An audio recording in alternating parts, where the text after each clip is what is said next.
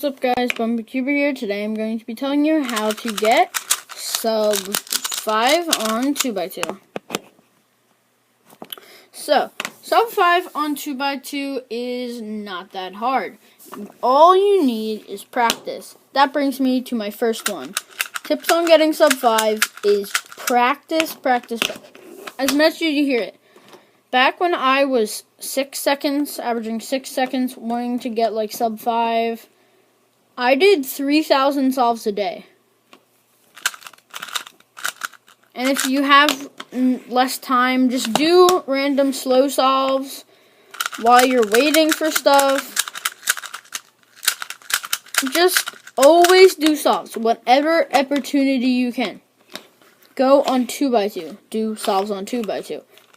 When you have time to practice 3x3, practice 2x2. That's how you get sub 5. And for the second one is recognizing cases like this, where a corner's out, and if you go like that, there's an OLL skip. Especially if you're going to get a last layer skip. Know how these pieces work. And one way of practicing that is just making a random CLL. You don't have to know CLL. Just without looking at what the CLL was, do those 3 moves, and then just look at what it would do. So this piece would go right there, and this piece would go right there. That piece would go right here, and then this piece has to go right there. So when I do that, I know I'm getting this case.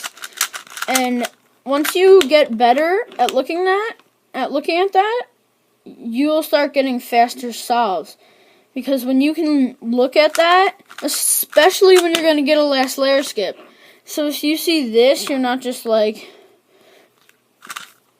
that and that. You don't know how many times I've seen, example, this scramble, where it's this, and you can easily just go in for an LL skip. Where people think it's faster to go like that, and then they go like that, then they do a T-perm. I've seen that too many times. Learn cases like that. Learn what a sledge does. Just learn what certain moves you always do to insert actually do to the rest of the cube. That'll get you better last layer times, and you don't want to spend time on last layer. Just spend less time on last layer. And then for the last tip, I'm trying to remember what it was. Wait a sec, let me cut that. Oh yeah. Don't just use one method. You know how many people I've seen do this. Where they have, let's see, like a bar of 2 with an easy layer like that. And they don't do the layer. They're like, oh, I use PBL, so I can't do the layer. No, if you see a 3-move layer into a last layer skip, don't do a PBL. I see so many people, or they build a layer when there's like something great like that. I see them do this. Or wait, yeah. And then they go like that. Wait, I messed that up. Wait, and then they go like that. Make a layer. And they're like, oh yes, I know that's CLL. When all they should have done was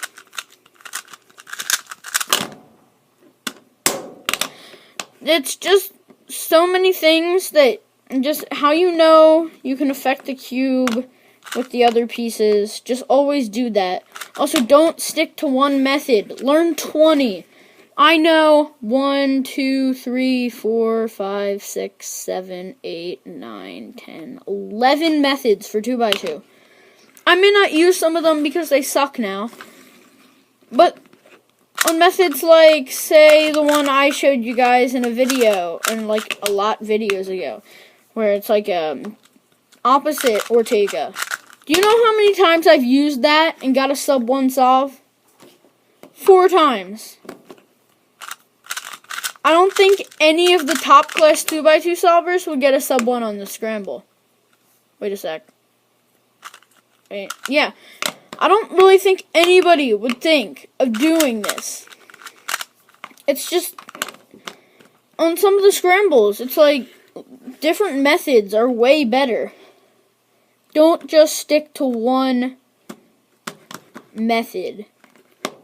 Use a mix of CLL, Ortega, EG1, random methods you find on people's channels. Use anything. Use like OLL skip cases that I put on my channel a couple days ago, or that was like a month ago. So guys, I'm just saying, this is just the video for today. If you want to get sub 5, don't stick to one method. Do a lot of solves. Okay, bye!